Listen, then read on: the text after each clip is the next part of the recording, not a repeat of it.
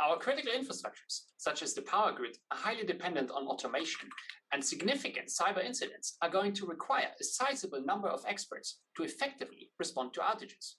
I'm going to present our concept for a voluntary cyber brigade of trained experts to support first-line response units in a crisis affecting critical service delivery to the population.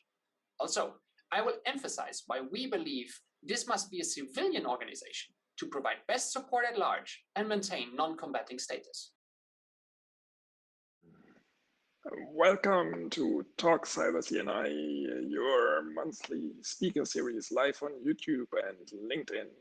Today we already have the 9th edition, and we have another highlight today after last week, where we went a little bit into startup scene and into the cybersecurity for cars. Today, as you heard already in the trailer, we look into resilience for critical infrastructures, a volunteer cyber brigade with Denis, and I'm already looking forward to the talk. But as usual, before we start with the talk, let me briefly explain to you our setting with the questions. So as usual, we have Alex, my former postdoc, who is supporting us with the questions. He will also join us later. And the questions will be in the Slido again. I just switch.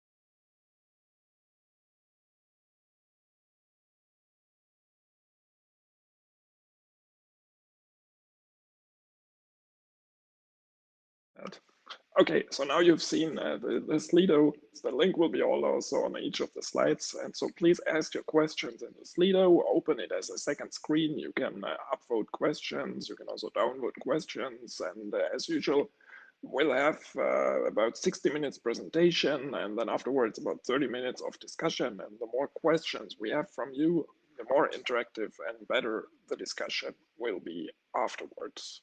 So we're looking forward to your questions. And yeah, now it's time to introduce Carl. So Denis studied computer science with a focus on IT security at the Technical University of Munich. He started his professional career in security incident and vulnerability handling at Siemens ProductCERT. Since then, he has gained experience as a risk assessment specialist in the insurance and in the certification industry.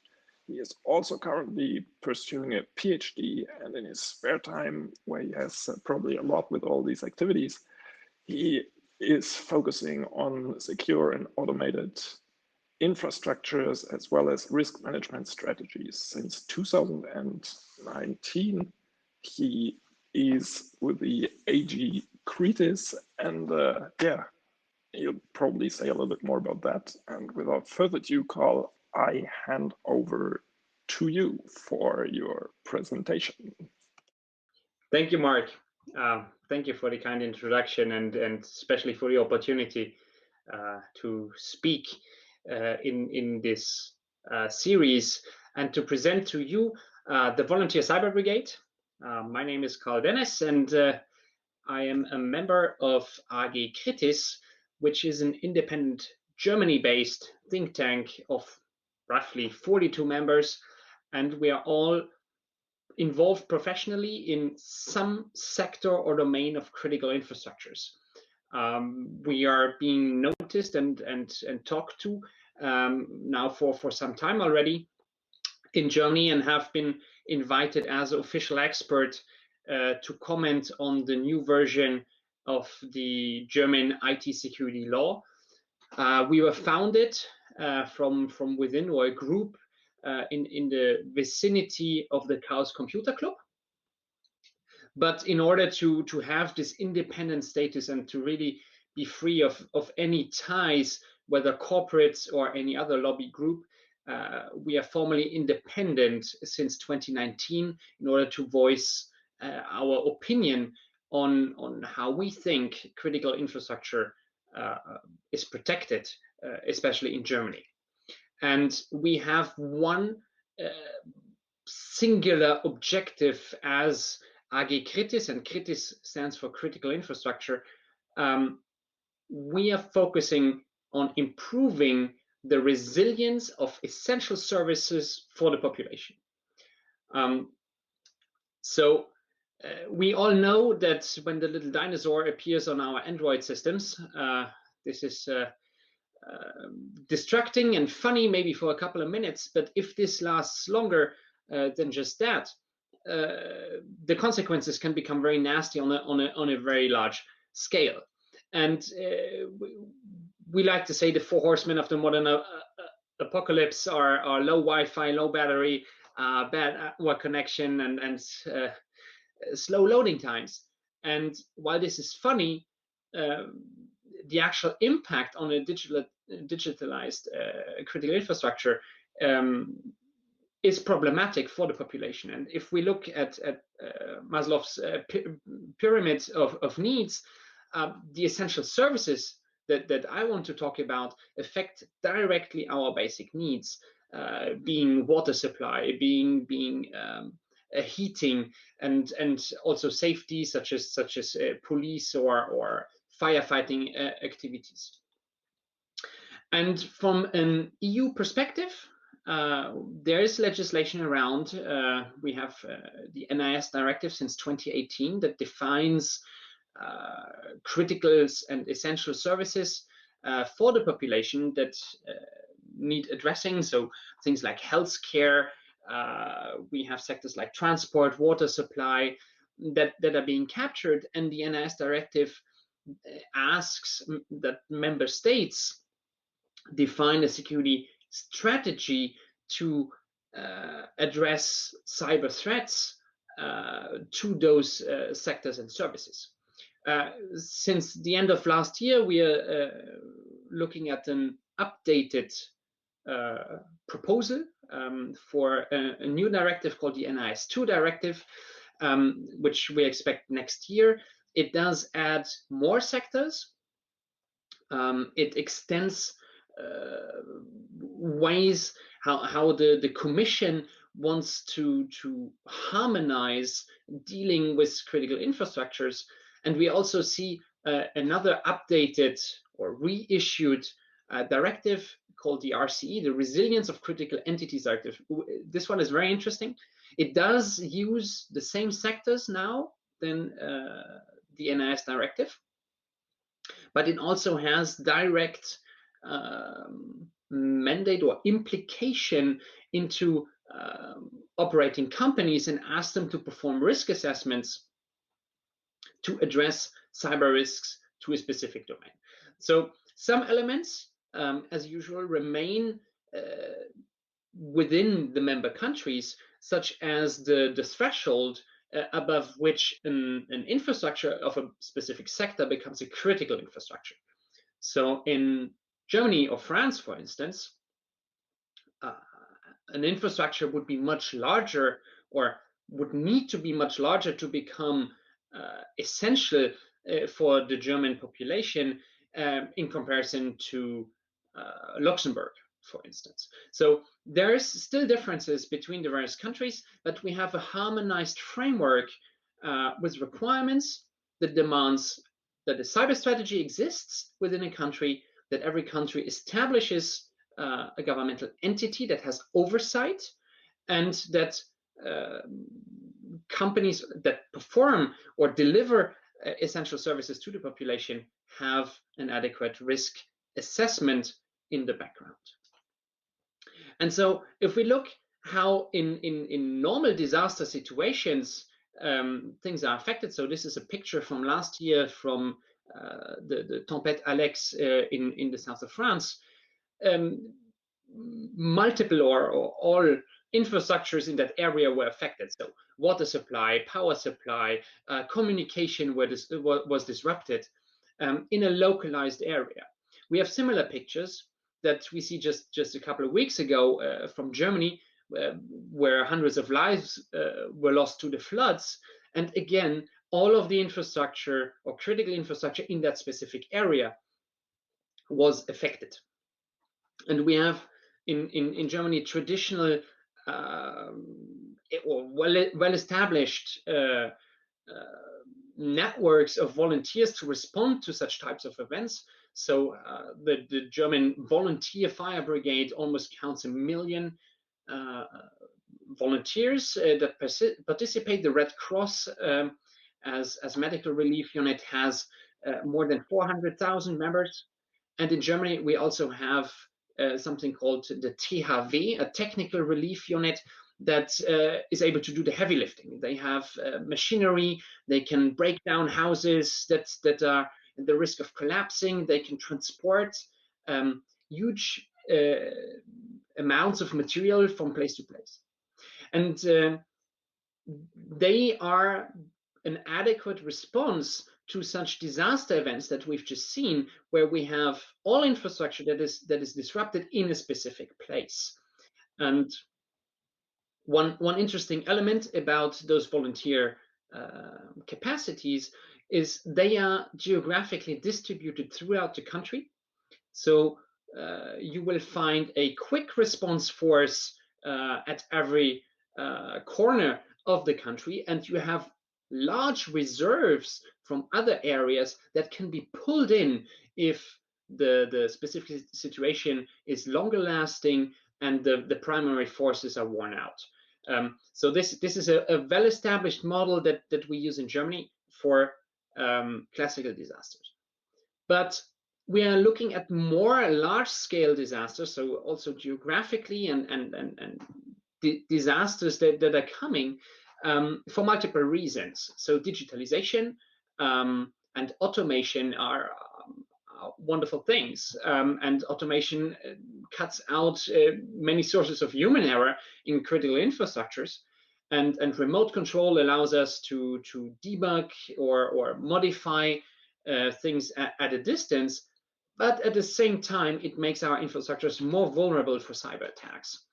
And we know that our infrastructures are already aging, or some parts of it. And for example, the power grid, the European power grid, and its stability is strained even without an attack. We had multiple splits of the European grid in 2021 alone, and I think just 2 weeks ago, again in Germany, we had an event that made it necessary to cut load on the network and to disconnect producing industries or heavy consumption industries with a warning of just minutes before they were cut off the power grid because the network is so strained.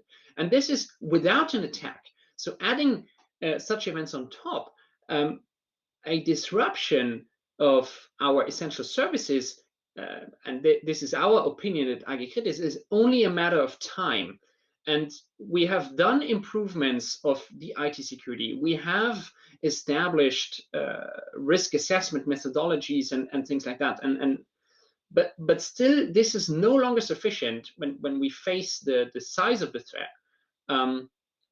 And we believe that we need to look at the other end of an incident response cycle, which is the actual response capability. And this needs to be increased tremendously and very quickly. So Germany has only a very limited amount of resources that it could leverage in the event of a cyber attack or cyber incident. It could be just a malfunction in critical infrastructures.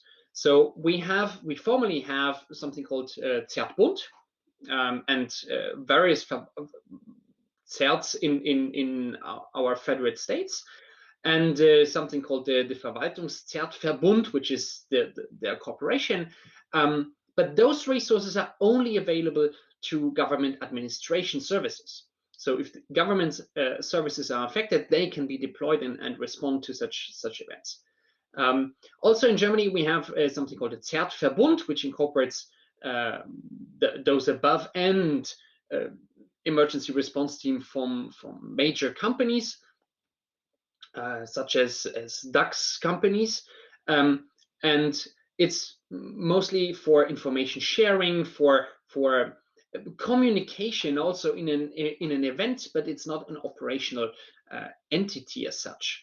There's a newly created EU Cyclone which is an organization that aims at coordinating response if an outage becomes multinational.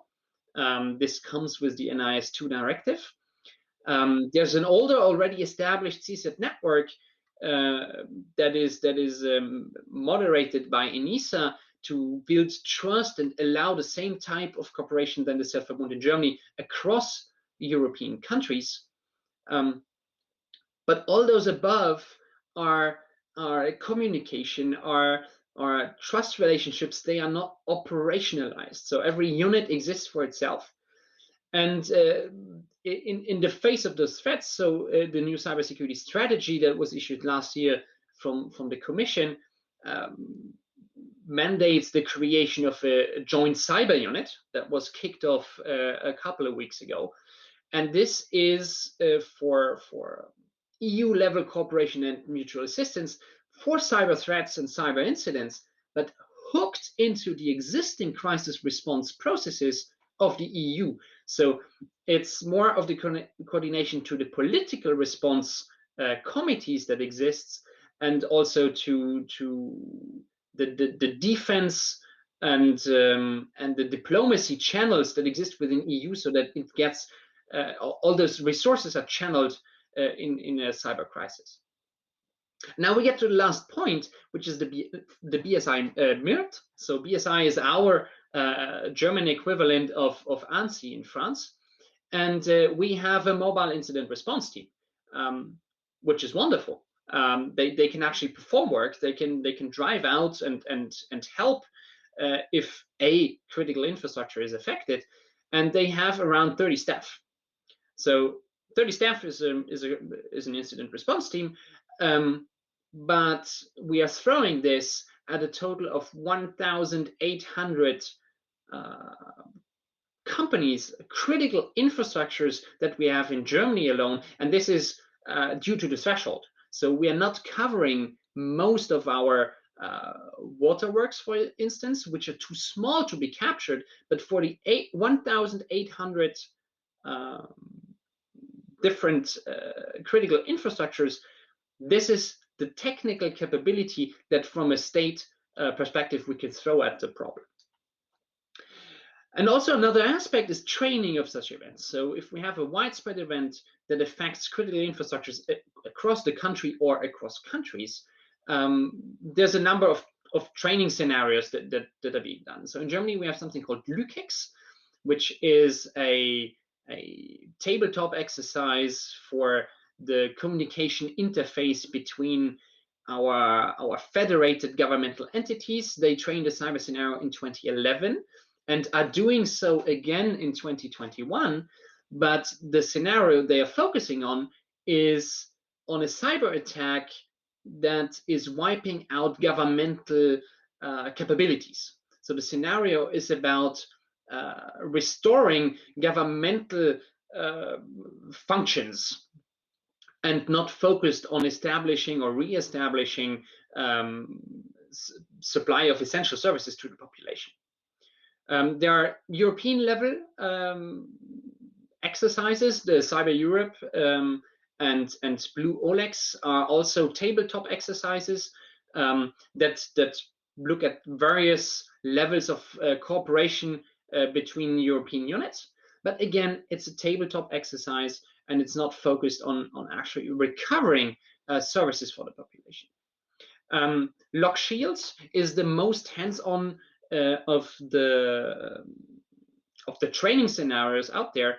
It comes from NATO. It's an attack defense scenario with so teams actually attacking infrastructure in a dedicated environment. And again, the element of protecting the population from the fallout is not formally trained, and it is also not trained on actual infrastructure that would allow to familiarize with the system. Certainly due to the fear of triggering events out of the training, but still there's much to improve on the readiness side in our countries. And so we believe as AG KRITIS that the large-scale outages are actually coming. And this is because infrastructures are vulnerable and are increasingly vulnerable to cyber attacks because we have insufficient training for those types of events and widespread events, and we have a very limited incident response capacity for a problem that is potentially huge. And so our solution that we're proposing is something we call the Cyberhilfswerk, and it is meant to extend existing and full-time response capabilities that are already established in remediating security incidents in critical infrastructures and reducing the load and the burden on the population in such events. And so the Cyberhilfswerk as such should be providing a number of services to our communities. So one of the first one is identifying the right members who could serve in such a volunteer unit. It would need to train this personnel of civilian helpers so that the professional staff that is being supplemented. Sorry, we are hearing you, Mark. You're not muted. But so the Cyberhilfswerk would need to be training the staff to supplement, so that when the professional staff, so that they know on whom to rely and on what capabilities they can rely on. And finally, once this personnel is trained, they would help in providing digital disaster relief and protecting the population of the effects of those outages by recovering or helping recover critical services hand in hand with the incident response team and engineers of the operators or the state appointed personnel. And so this is one more important element, is that such a Cyberhilfswerk can and must only be deployed by the authorities. If companies or individuals could request a free resource of highly skilled engineers to support their response capabilities, this would completely set the wrong incentive for those companies to prepare for cyber incidents and events, because it would shift their focus in their risk assessments, and anything they can call this free resource in would not be prepared for because there's a free resource. And so the Cyberhilfswerk can only be deployed if a large-scale crisis is actually declared by authorities. And so again, from the scenario-wise, the full-time staff would be deployed first, and we would have in the Cyberhilfswerk scalable and geographically distributed capabilities to support at large. And another advantage of this setup is that an official enlistment and transfers the liability from the individual to the state. So if I was to act as an engineer on behalf of the state in securing a specific critical infrastructure, and with my training within the scope of my engagement, I would happen to make a mistake, then this liability would be absorbed by the state. This is a very important component to enable volunteer work in this domain. So example scenarios that we would be looking at are smart meters, for instance. If those were to be hacked, and we know there are safeguards before, and they are protected, but in order to just cover our tracks, if smart meters were to be used to disrupt the frequency on the power grid, and one as the mitigation measure, a centralized mitigation measure, they would disconnect the communication so that they can no longer perform a synchronized attack on the grid, then those smart meters would be taken offline. The central unit would then need to develop, to understand, perform forensics, develop maybe a patch for the systems, and then those patches need to be deployed in the field. And that means we need a tremendous amount of personnel that goes door to door to actually patch each and every of those smart meters. And this is time consuming.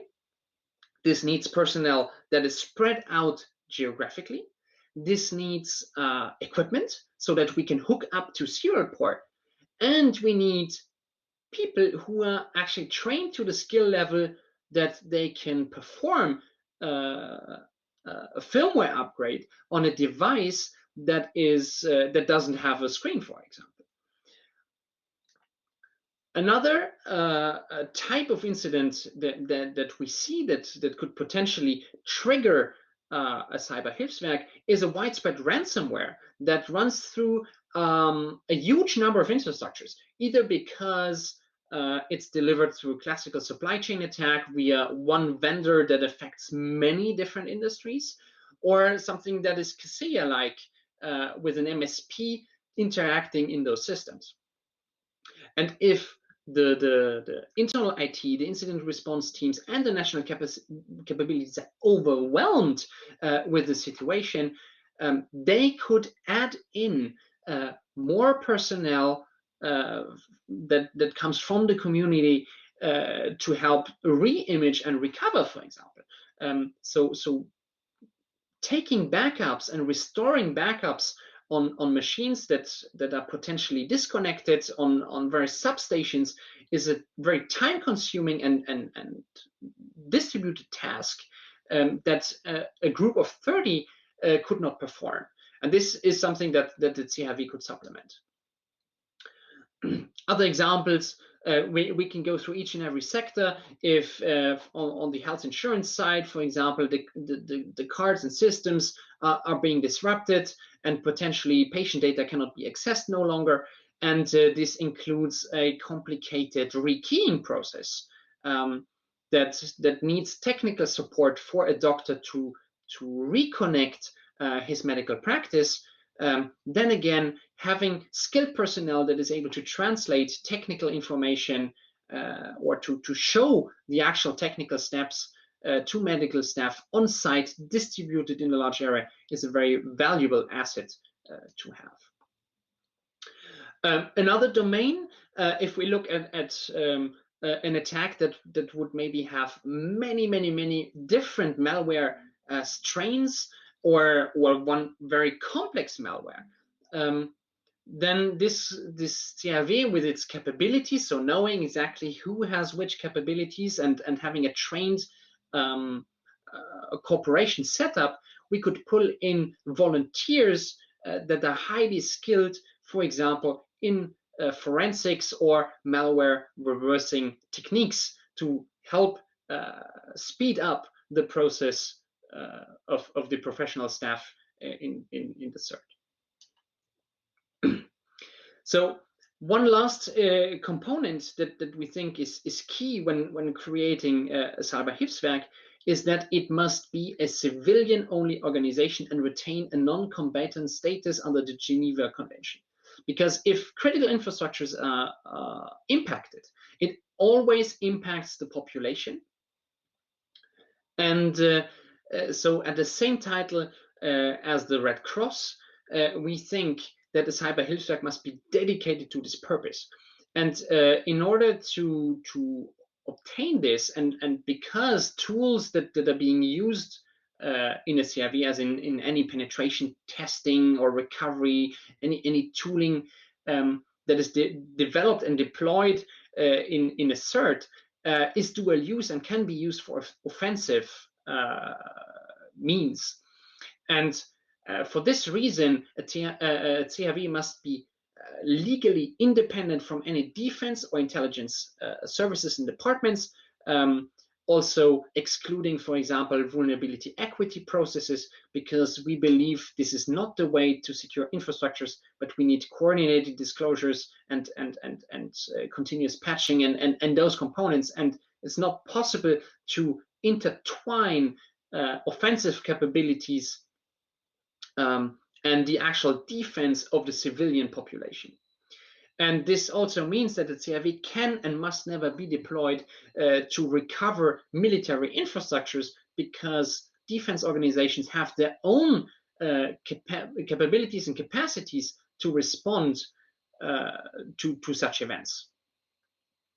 And last but not least, the peaceful setup of such a CRV is also a requirement by many ethical hackers to obtain the support of the community, and which is a large source of the volunteers that you would want to enlist in such a setup. So currently, the concept is being improved collaboratively. We are in dialogue with many with German authorities. We talk to political parties who in some areas have already put a CRV on their personal agenda. We are also active on the EU level.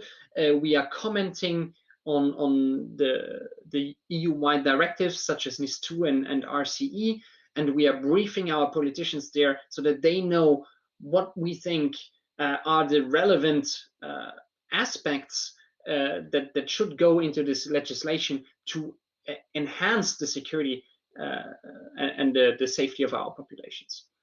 And one of the tasks we are currently working on is to contact operators of essential services to better understand what type of skills they would require for us to advocate in a training curriculum, so that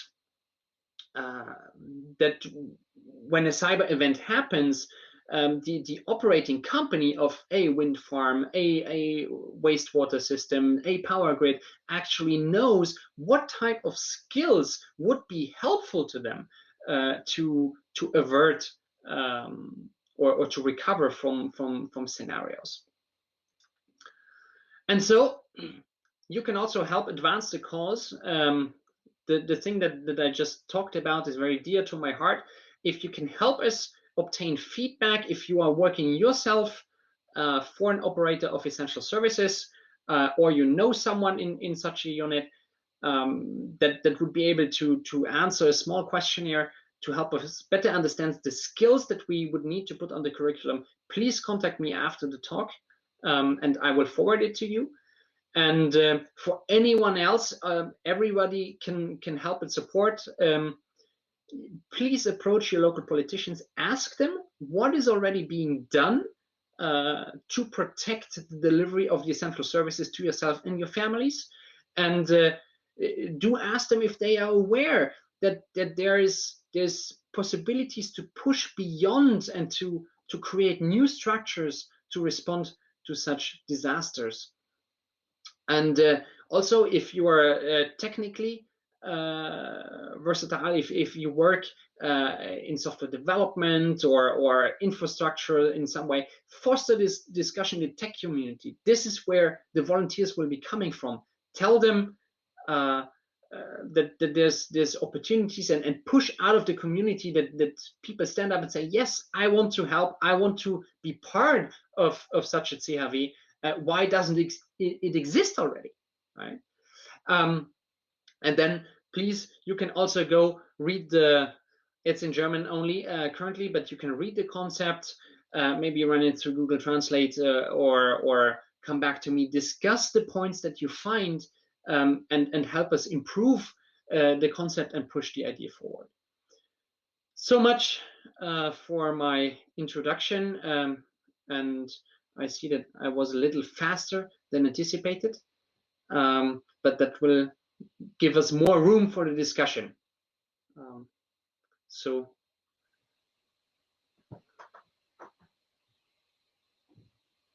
if there's a discussion.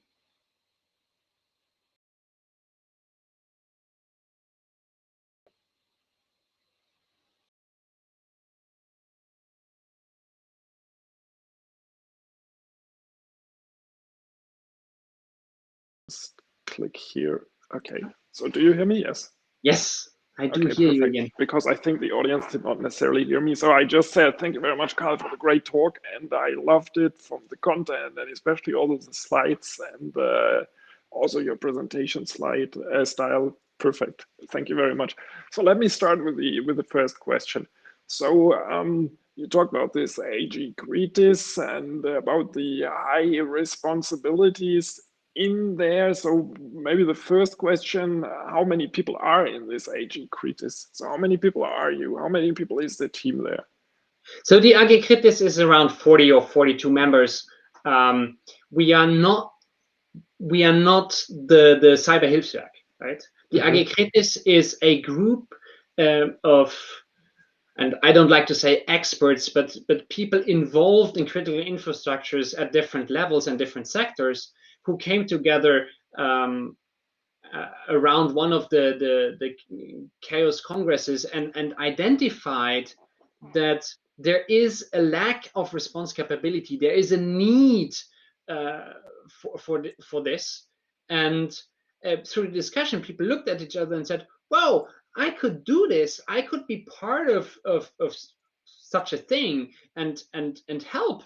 But people also knew that if something happened, nobody would know how to call them, and they would not know how to help because there's no structures.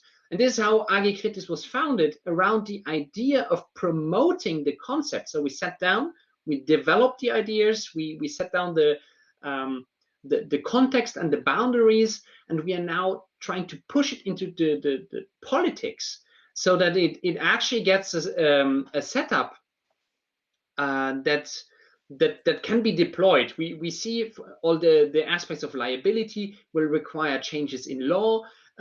We will require coordination on an EU level. So because many infrastructures are multinational, so we need to create this momentum, and this is AG KRITIS. If that answers the question. So we are a small number of people trying to push the idea and supporting the context. In our daily work, we are involved in critical infrastructures, but at CHV would be something much bigger and wouldn't be created by us. It would come from a governmental sponsorship. And related to that, the question, how do you deal with the responsibility that you have? Because I imagine when you get, or like related also to that, who calls you, and you said it's like companies and normal people can call you. And so now imagine you're called, and then how many people deal with an incident typically? Are you forming teams, and how do you deal with the responsibility in that? In the sense, not like who's responsible for what, but more like it's a super critical task. Imagine you have a hospital that is getting attacked, and then you're there, and they're calling you, and you're there, and you're seeing, okay, they're and you mess it up worse. Yeah, you mess it up worse. No, absolutely. And there's a number of issues. Also, when would companies allow you to come in? So imagine you have a mobile communications company, and their grid is broken or their connections are dismantled. Would they have volunteers come in, plug in new cables, and flash new firmware on their shiny hardware that sits and antennas that are on the roof? Maybe not. The current state of affairs is that they are not eager of having externals come in and do things.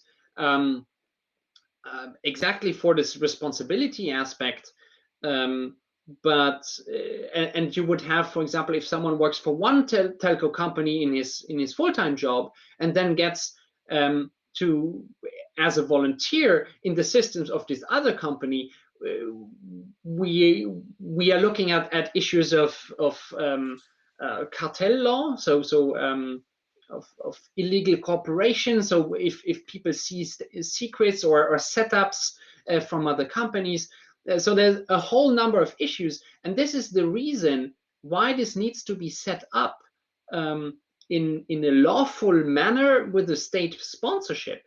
And we have existing and functioning examples in Germany, either in the Freiwillige Feuerwehr, so the fire brigade, or the Technisches Hilfswerk, which are under law created as such that they have formal training. So the staff that is being called upon and being deployed are professionals in what they do. The firefighter, firefighter comes in, your house is burning, you don't ask them, are you a full-time firefighter or are you a volunteer? You trust that this gentleman is fully trained and knows exactly the limits of what he can perform. This is what we are aiming for.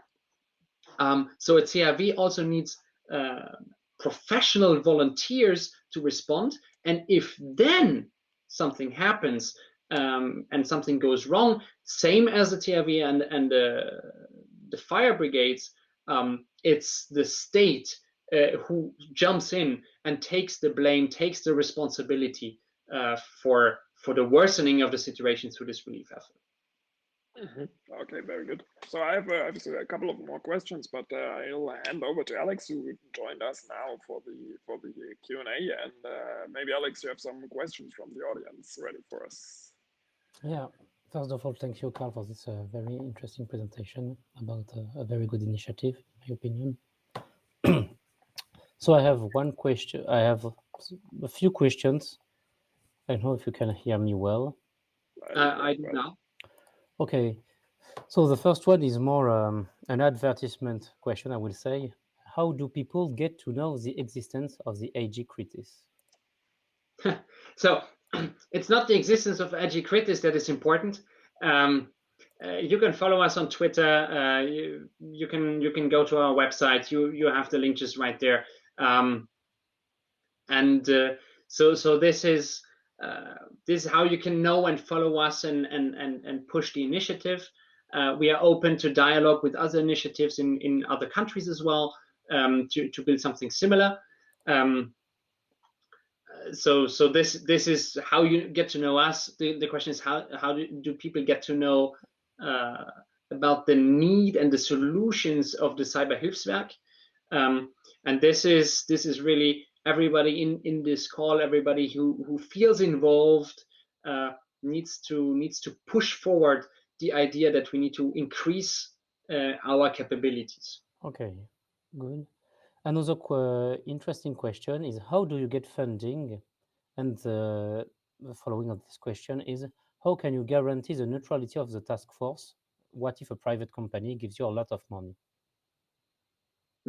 Okay, so I initially thought you meant funding of AG KRITIS. So AG KRITIS has absolutely no funding at all. And for the Cyberhilfswerk, the funding needs to be state funded. In Germany, we are funding, or German state is funding response capabilities such as the BBK, which is the equivalent of the Protection Civile in France. That is providing resources for relief, for disaster relief. The government is funding the equipment for the THW, so all this heavy machinery that I was talking about before, that can be deployed in Germany. This is funded by the state, even though many disaster recovery capabilities are then subsidiary, so they are within our federal structure in Germany, deferred to the various Länder. So from a responsibility funding is more national. So. Sorry? So the funding is more a national one. Absolutely. So we believe that our governments are responsible to maintain a readiness to respond to disasters, and this is true for fire brigades. This is true for a number of services, and this THW would be exactly the same. Okay, thank you. So the two other questions are linked a bit of this topic. Is how are you linked internationally? And do you focus on Germany, or do you aim at establishing a task force at EU or world level? So we are a German group created in Germany. We are not linked much. We have been active in Brussels a tiny bit by engaging directly with people interested in our analysis. But currently, all or most of our publications have been in the German language as well. So we don't have many links yet. But we know this topic can become larger. But the focus of AG KRITIS as such is to improve the safety of the German population. This is how we were founded. But yeah, we're seeking, and this today is, I believe, the first talk that we do hold in English to reach a larger audience. Okay. Maybe let me kick in there. Yeah, So sure. when you look at it from a European level, is it something that Germany is in the first position there of creating such a cybersecurity brigade? How is it in Europe? Are the other countries ahead? Do you have some info there? Do you have some background there? So there are. I don't have deep knowledge on how it functions. I do know that for instance, ANSI has capabilities. There's also military style or military organized response units that can be deployed. Other countries probably as well on their level. Something that is very different in Germany, and something that I'm trying to export here as well, is the deployment of volunteers. And I believe the French IT security community is also full of people who would enjoy helping. And this is a cultural thing. In Germany, this is well established. So I'm talking about it in terms of, this works for us, maybe this can also work for you guys. But I know that other countries don't function on this highly volunteer-based system as we do in Germany. And just a number that I looked up yesterday to give us a proportion here. In Germany, we have almost 1 million firefighters, volunteer firefighters, and the number in France is around 200,000. So there's a very large disconnect on how we function, but I'm promoting this way of establishing. Mm-hmm. And then bridging a little bit to Alex's next question. So you already talked about politics and politicians that have to be positive or to establish the Cyberhilfswerk. But my personal experience is that politicians in Germany are not all tech savvy, to say it like that. So do you see an improvement there? Do you have an opinion on what we could do to make politicians more cybersecurity aware, more IT aware? It's a very open and broad question, of course, but maybe you have some activities there, or you know of activities that are going in that direction. So I believe it's very hard to make them tech savvy, and I don't know if that's their position. What we're trying to do is to explain it to them in their terms, and if we come to the point where we say the essential services for the population are in danger, and there's concepts to help, then it's often deferred to other experts or to specialized departments within the ministries to assess and discuss. And this is the dialogue that we are having in Germany. We are discussing with the various volunteer teams. We're discussing with the BBK, which is a disaster relief entity. We're discussing with the THW. We are discussing with the BSI also directly. We're discussing with the involved ministries on a ministry level. And we are talking to politicians, both local politicians and those in Berlin, with the aim of adding and explaining to the different layers in terms that they want and need to understand. And we're seeing progress because we see the THW and even the term Cyberhilfswerk pop up in various electoral programs. And we're looking at elections end of next month. And this terminology popping up, this discussion popping up in various programs in Germany is a sign for us that the discussion is going in the right direction and people start to understand that we need to react. Very good. So I'll expect to you. Okay, thank you, Marc-Oliver. So again, few questions. So the first one is again about politics, but from the evil side of politics. So what will happen if the values of the task force are not in line with the current government? E.g., governments want to use your expertise for some twisted aim.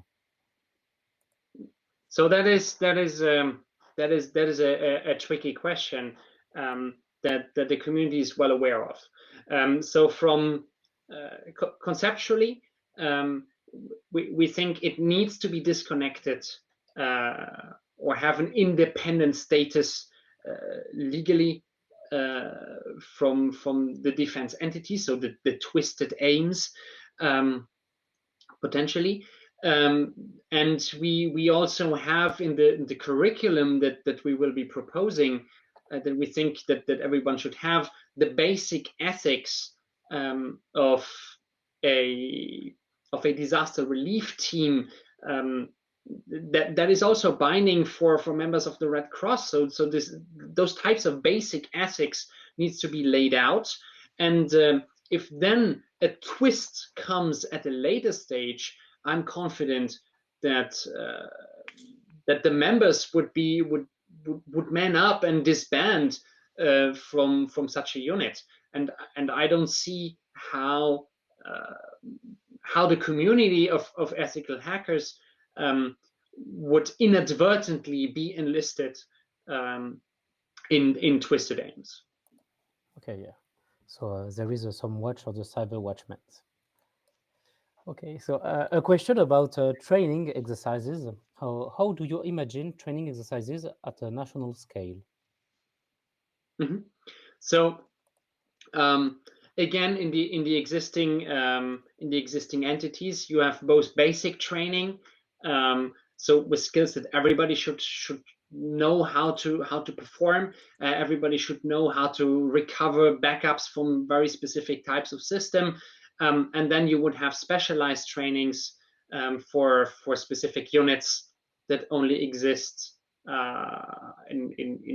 for some specialists in some entities.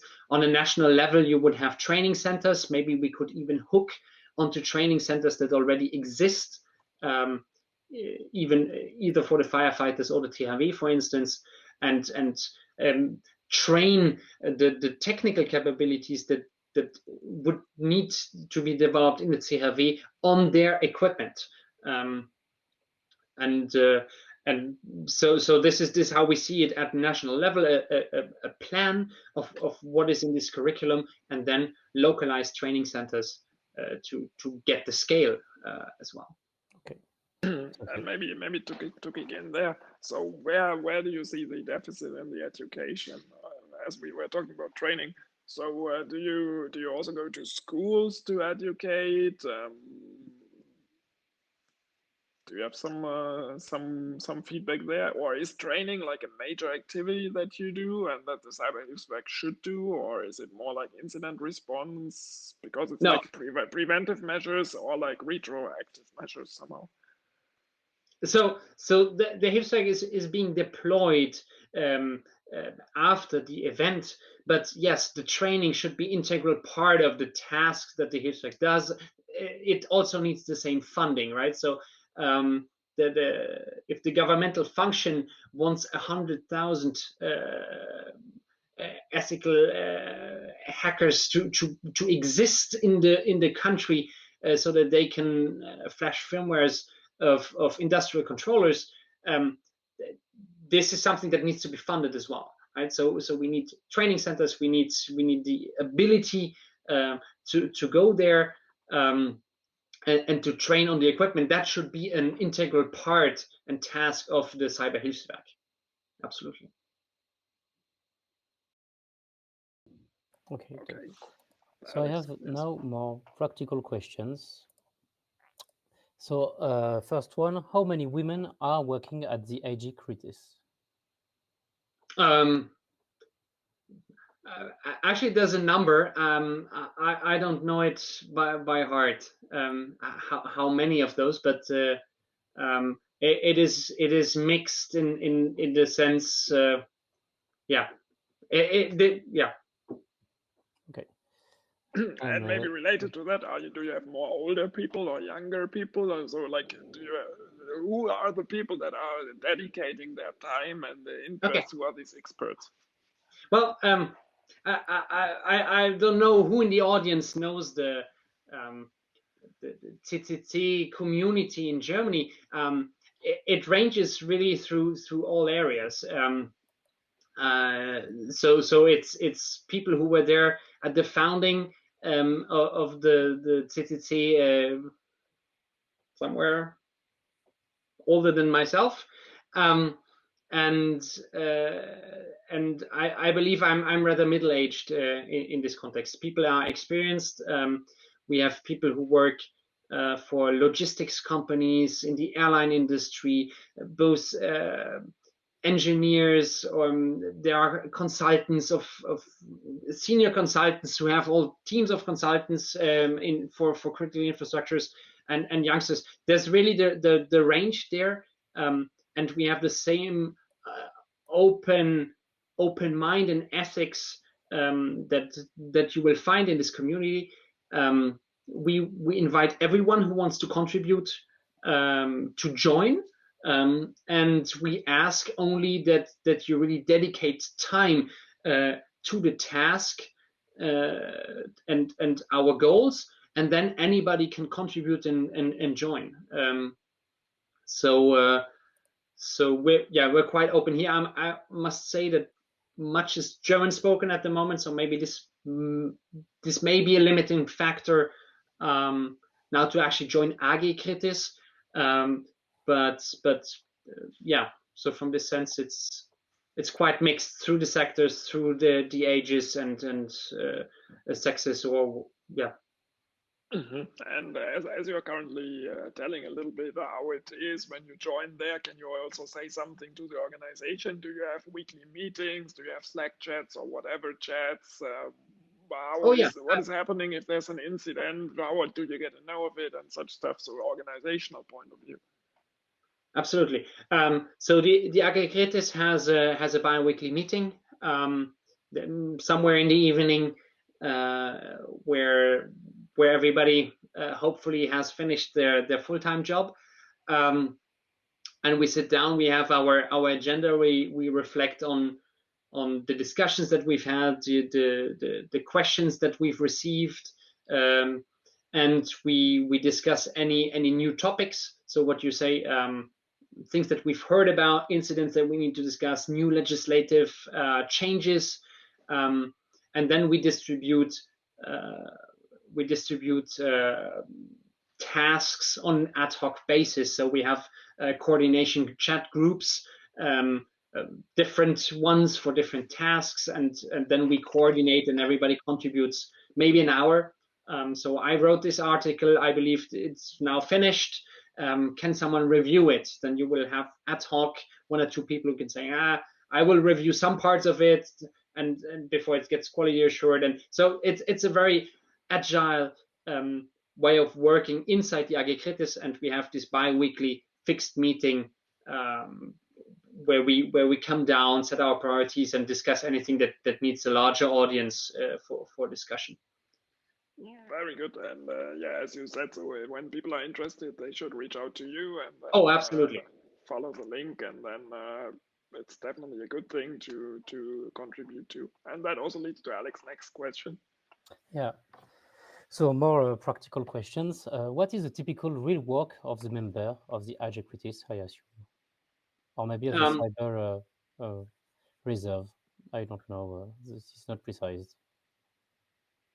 Okay, so the work, I can answer both. So the work of the AG KRITIS is all the political context and stuff that I just presented. So it's reading, it's understanding, it's reaching out, it's writing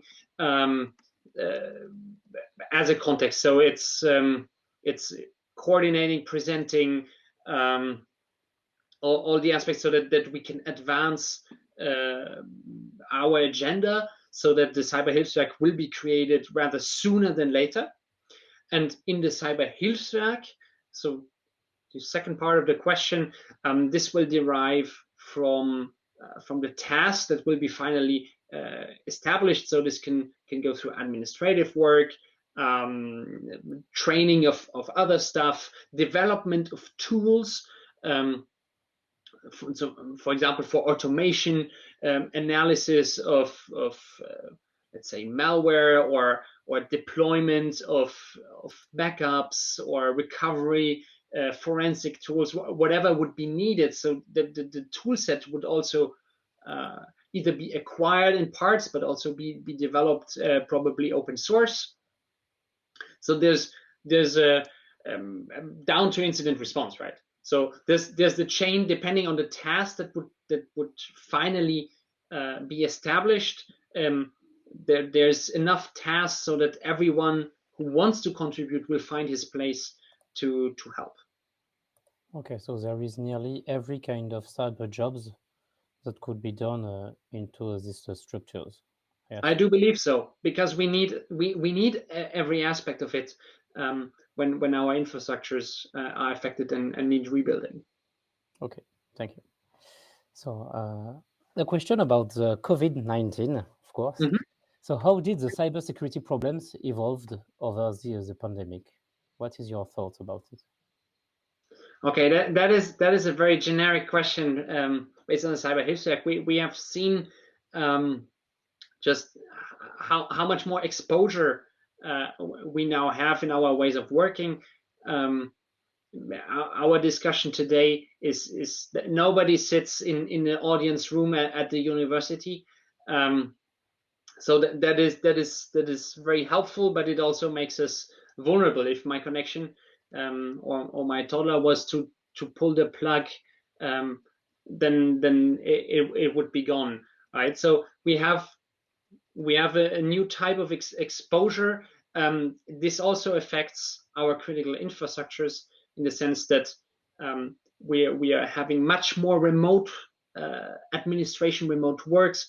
If we look at the incident that we had in, like many others that we had in Florida with the waterworks that was accessed remotely, that was an open remote access that was being used to just click around in the water controls and set chemical levels to a dangerous level.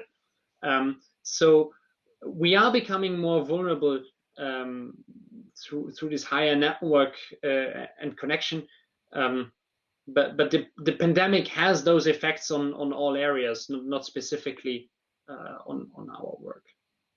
Maybe let me kick in there once again. So the another question. So pandemic, of course, has an impact because people might have more time and so on. And another question is AI. Do you see more AI-based attacks and also responses? So what is the impact of AI on cybersecurity? What would you say there from your experience, of course, only? So we are seeing much more use of AI, both on the attack and the defensive side.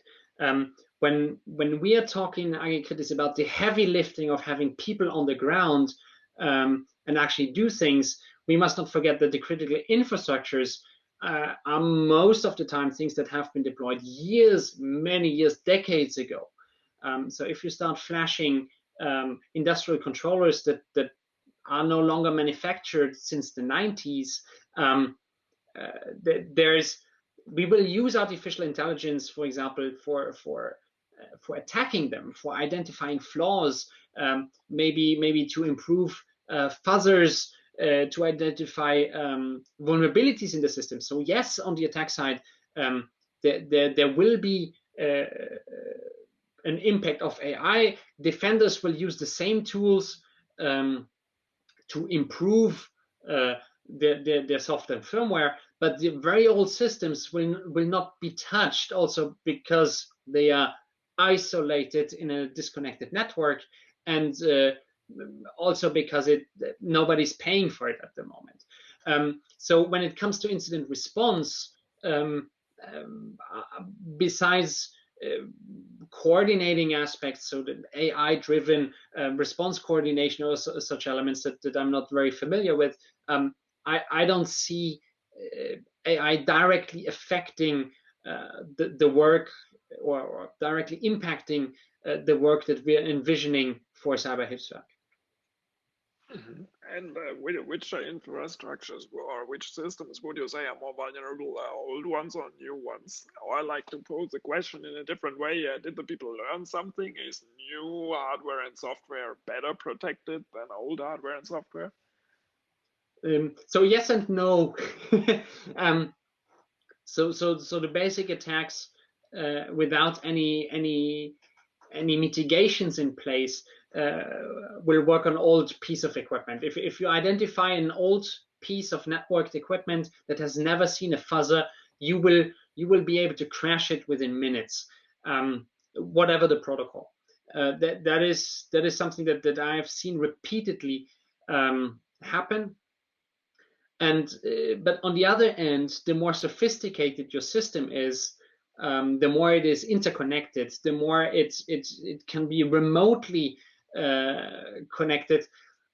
It will have the newest shiny protections, but Pwn2Own is showing us every single time that those can be circumvented with enough effort, right? So we're raising the bar on the defense, but we are also completely shifting our exposure. So our infrastructures are at risk whether they are old or whether they are completely new.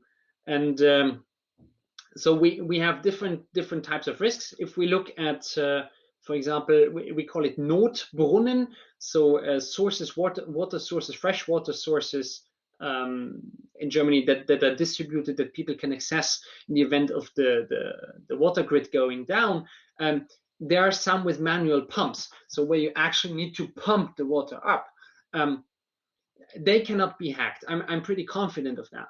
But at the same time, you need to have people there and pump it up. You have other logistics issues that you need to address when you go back to this very basic technology. So there's a broad spectrum, and I think we need those for fallback, but we also need to know where they are. We need people trained in using them. We need to have maintenance of them, to inspect them, whether they still work.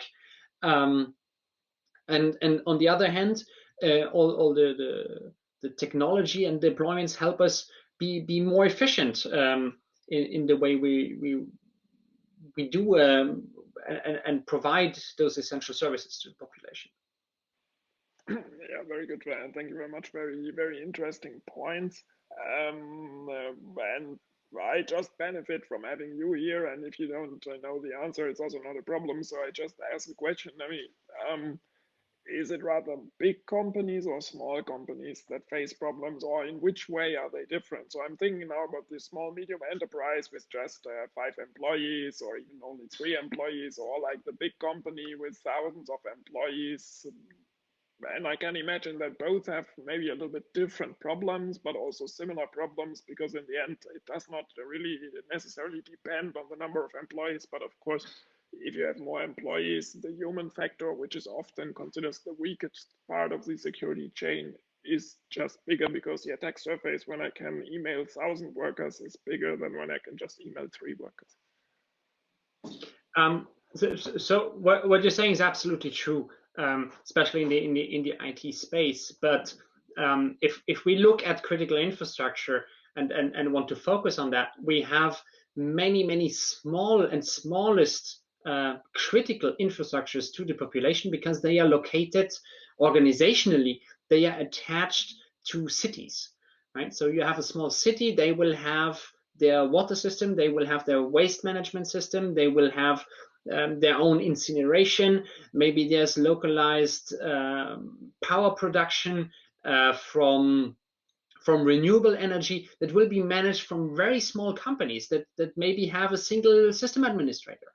And when he is on holidays, the system runs autonomously with some colleague checking in. But if an issue was to happen, there is no structure, no one to call, no one who even knows where the documentation is.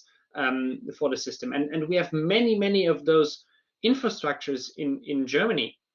So they have issues in managing the security, also resource-wise. If sitting down, doing a risk assessment of the full exposure, defining mitigation measures, and then applying them needs personnel, and infrastructures are repeatedly underfunded in this domain because water flows. It needs to be as cheap as possible, and that's about it.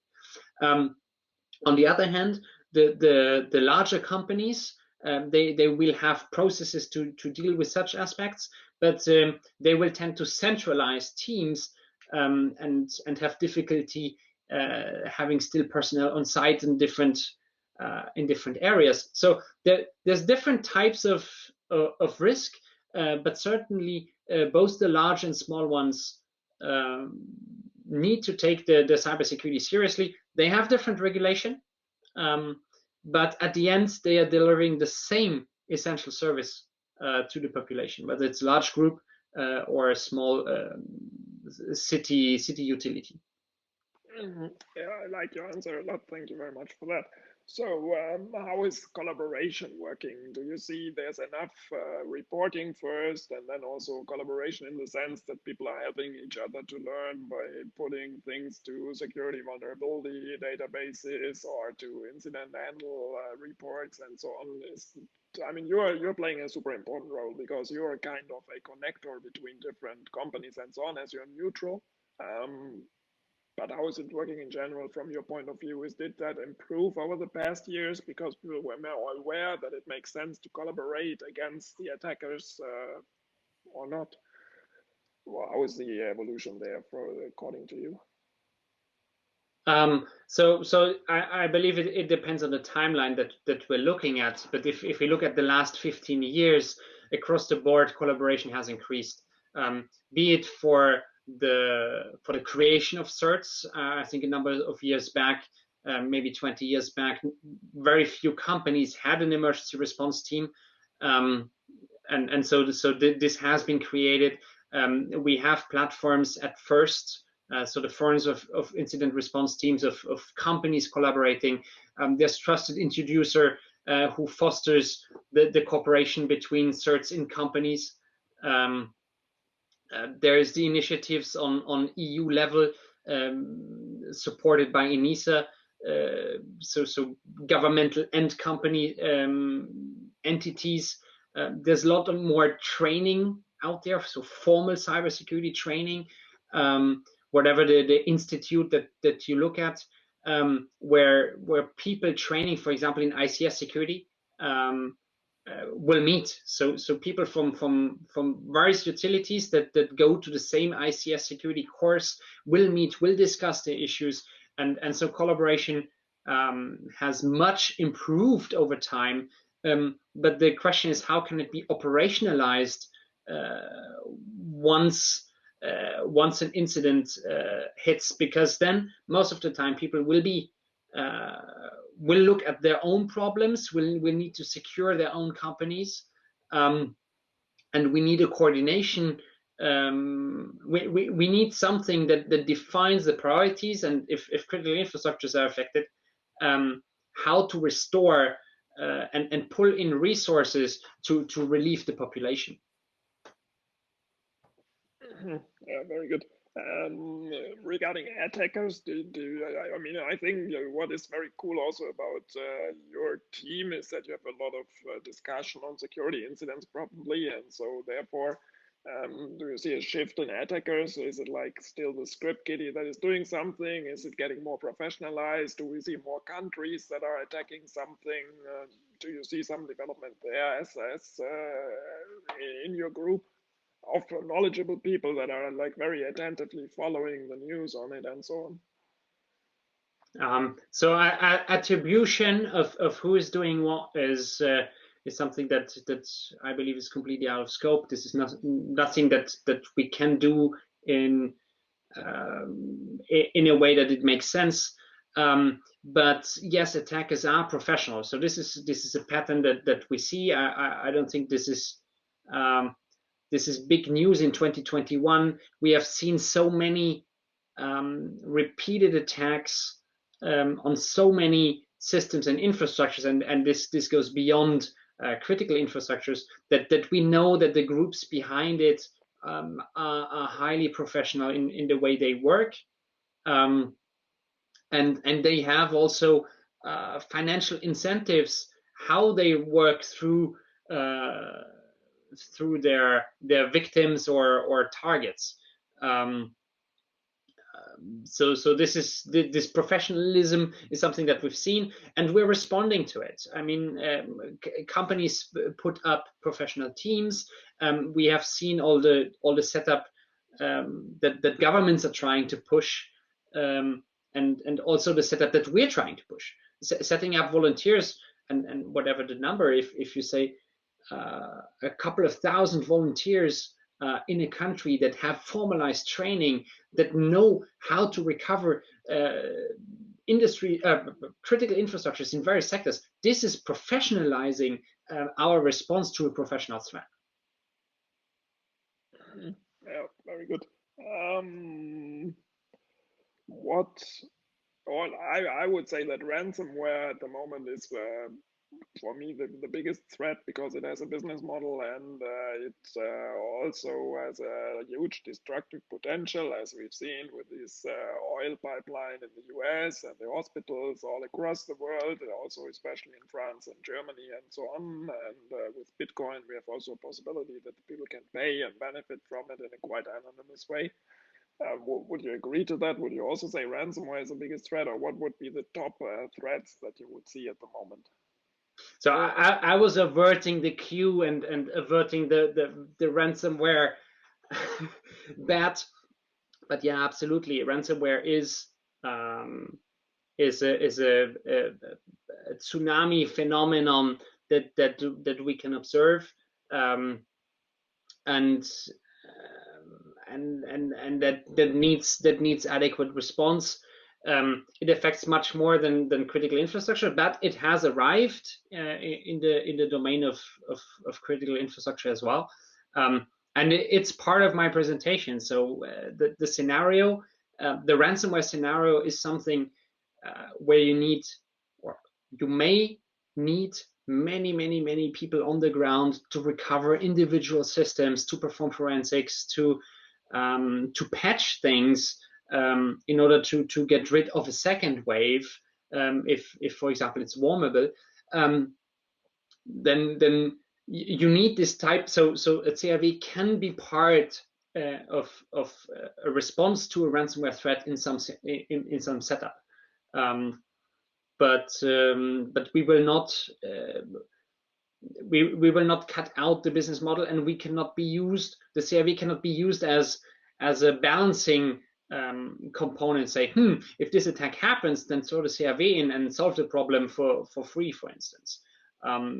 So yeah, but absolutely, ransomware is an important topic, and some of the fallout can be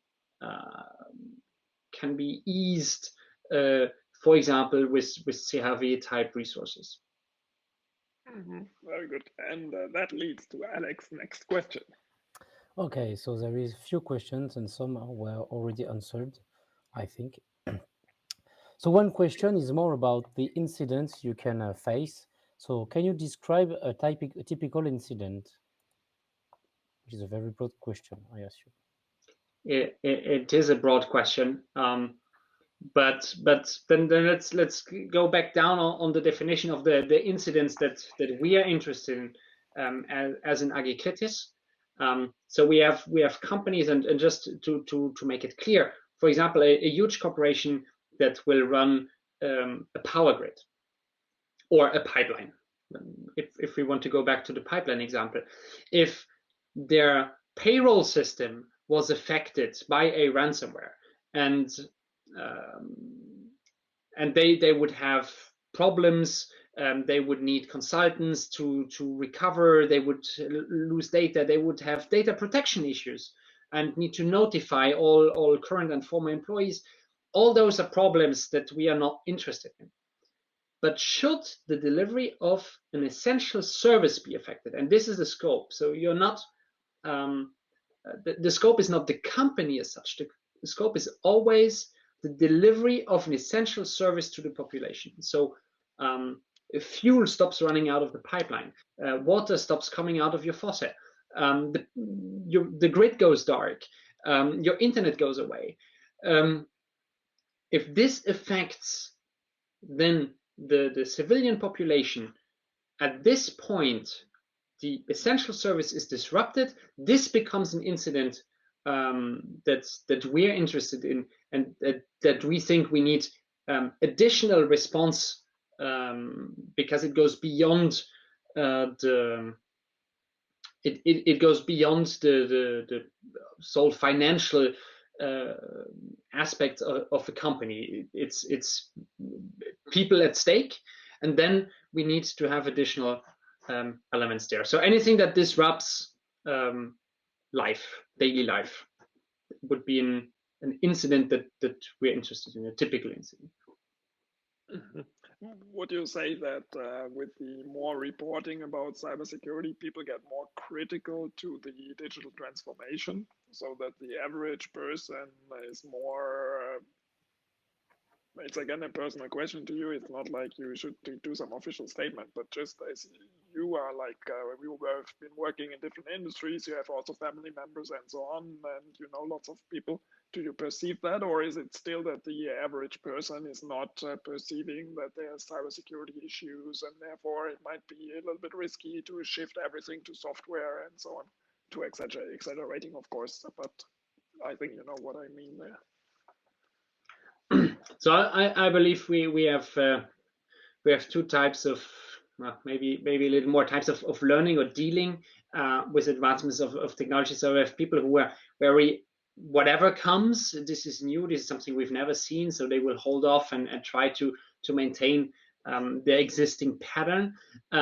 Those who move forward with the time and with technology have a tendency of not seeing the risk for the size of what it is, but because it's been functioning, and we as humans like to learn from events that we've seen. So if we've never seen a flood, then we cannot imagine our house swimming away. Once we've seen those images on TV, we will be biased in thinking, oh, floods are everywhere.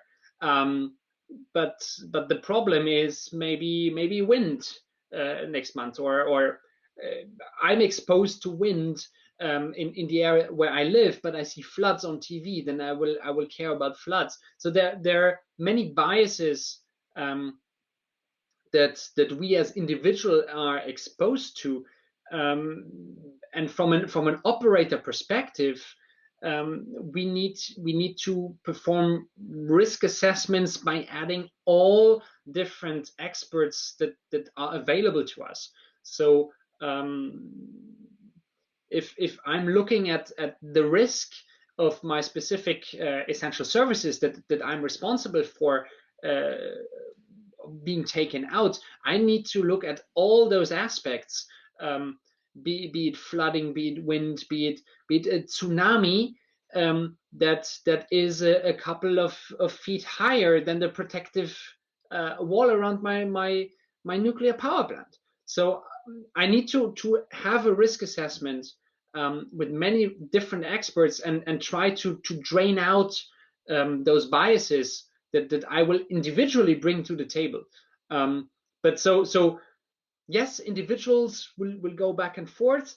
On a professional area, we have frameworks to deal with this, to do systematic risk assessments, and sometimes the outcome will be that we need something extremely old, like a manual hand pump, to continue to exist and to continue to be maintained, because there are scenarios where we will need fresh water and nothing else as pumping power is available than our own arms. And this can be the outcome of such a scenario.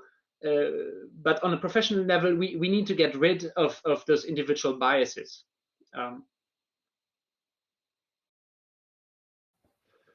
very good answer to Alex for the last question. I have only one last question from the audience. but you already, audience question, but you already answered it, I think. So because of the AG KRITIS happens on the spare time, what are the full-time jobs of your members? A very interesting question. So I touched some of it. So it's quite diverse, as the industries are or the sectors are that are affected. So there are network architects, there are airline or aircraft engineers, so design engineers. There is a specialist for mobile communications or radio communications. There are consultants, both for governmental entities or for industries. There are people working in the banking sector, working in the financial industries. It's really large, and it's extremely interesting, also on a personal level, to be part of this group, because everyone contributes one aspect of the area and gets back. We had at some point we had an exchange where we just presented our industries, and I learned a tremendous lot on the functioning of traffic lights. So there's one specialist in the group who coordinates traffic light networks and engineering of large traffic light systems in cities. And there's so much engineering and engineering beauty in those topics that are being brought to the table together with their biases and their understanding of risks that occur, that help shape our common opinion that we then publish on our blog and that you can follow. Yeah, so we've lost Mark Oliver. All right, then let me just thank the audience who stuck with us until now. And I invite each and every one of you to contact either me directly or AG KRITIS on our contact information if you want to know more, if you want to get involved in some way or another, or you can provide contacts that we should engage with. And I thank you for your attention, and hand back over. Do you hear me again? No, it's okay. We hear you, but we can't see you. Okay, perfect. Yeah, thank you very much. So what I wanted to say is, which perfectly also fits to what you said, maybe for the ending, say once again, what are the skills that people should bring and that they can learn when they join the AG KRITIS?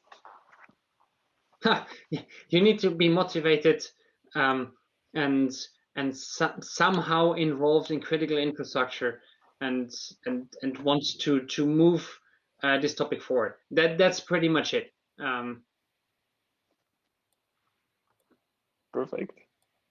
Then we hope that many of the audience joins, and I loved it today, and especially the discussion was great, and it was perfect for the series because we always want to cover cybersecurity from different aspects, and you raised so many different aspects that each one in the audience definitely learned something. So thank you very, very much for the great presentation today. Thanks for the opportunity. And, next time we'll have an intervention by the European Cyber School, which is based in Rennes, and they will tell us more about cybersecurity education and the curriculum and things that you need there, things that they explain, and much more. The announcement will also go online shortly, and yeah, that's it for today's edition. Please tell your friends about the series, subscribe to it, and subscribe to the announcements, and see you all in 1 month for the intervention of the European Cyber School, last Wednesday of the month at 5 o'clock. See you all, bye-bye. See you, bye-bye. Auf Wiedersehen.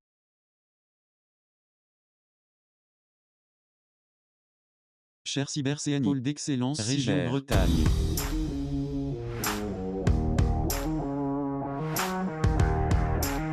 Au revoir et à la prochaine.